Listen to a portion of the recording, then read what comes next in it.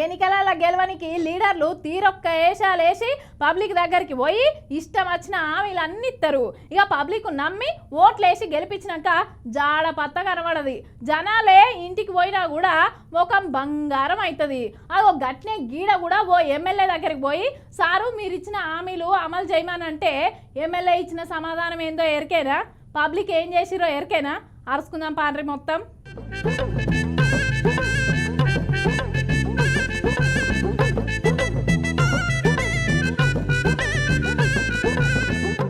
నరం లేని నాలికే ఎటు పడితే మాట్లాడుతుంది అన్నట్టు ఓట్ల ముందట రాజకీయ నాయకులు ఇచ్చే హామీలకైతే అడ్డు అదుపుండదులా.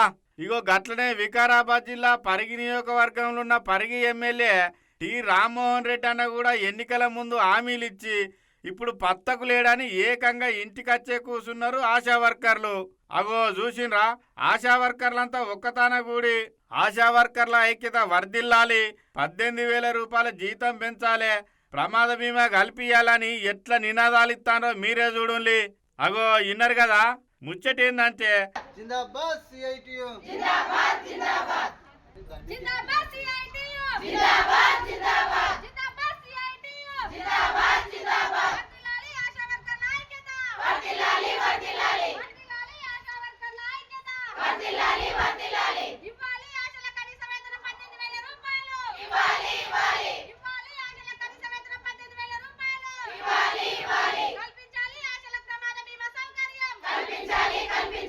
గతంలో కారు సర్కారు అధికారంలో ఉన్నప్పుడు వీళ్ళంతా తానే టెంట్ వేసుకొని జీతాలు పెరగాలని 15 రోజులు సమ్మె చేస్తా అంటే గా సమ్మె కాడికి గీ రామ్మోహన్ అన్న వచ్చి మా ప్రభుత్వం అధికారంలోకి రాగానే మీకు జీతాలు పెంచుతాం, మీ హామీలన్నీ అమలు చేస్తామని మాటిచ్చే వరకల్లా వీళ్ళంతా ఓట్లేసి గెలిపించిండ్రు ఎమ్మెల్యేగా రామ్మోహన్ అన్నను.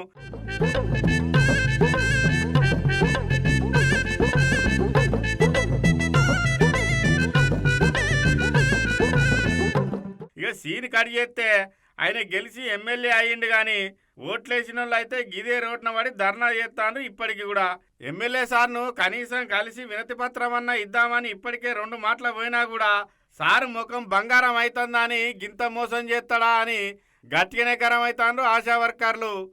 ఇంతకుముందు టీఆర్ఎస్ ప్రభుత్వం ఉన్నప్పుడు గవర్నమెంట్ హాస్పిటల్ కాడ ఒక 15 రోజులు సమ్మె చేసినాం.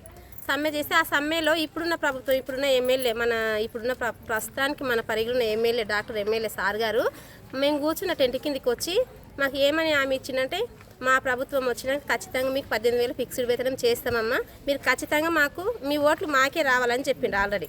సరే అని మేము కూడా ఖచ్చితంగా అనుకున్నట్టుగా కాంగ్రెస్ ప్రభుత్వాన్ని తేవాలనుకుని తెచ్చినాం కూడా.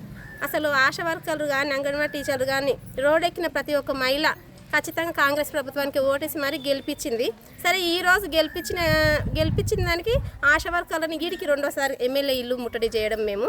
కానీ ఏ ఒక్క రోజు కూడా మాతో కలిసి మేము ఇచ్చిన వినతి పత్రం ఆయన చేతికి తీసుకోవడం లేదు. ఒడ్డెక్కేదాకా ఓడమల్లన్న, ఒడ్డెక్కినాక బోడమల్లన్న అన్నట్టే ఉన్నది కదా ఎమ్మెల్యే రామ్మోహన్ అన్న తీరాని అనుకో వట్టినికి ముచ్చట తెలిసిన జనాలు.